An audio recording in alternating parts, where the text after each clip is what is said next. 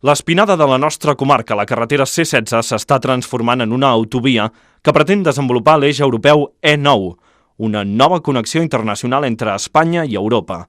Les obres estan a punt d'arribar al nostre municipi.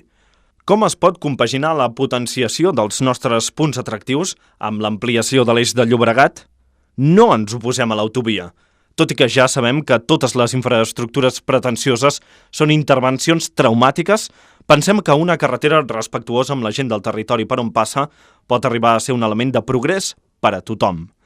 Sabem que les projeccions preveuen començar les obres l'any 2008 i som conscients que aquestes obres condicionaran el nostre futur. Seran de signe positiu o negatiu per al poble. Hem de treballar perquè les inevitables ferides que ocasionarà la nova carretera facin el menor mal possible i defensem que s'estudiï i s'acabi realitzant el millor traçat pensant en la qualitat de vida del nostre municipi a llarg termini.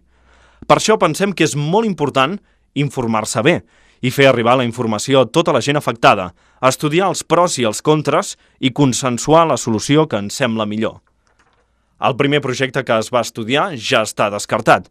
Presentem primer aquest, el traçat conegut com de Vilada, i a continuació, de manera aproximada, els 3 possibles traçats basat en la informació que tenim a les mans.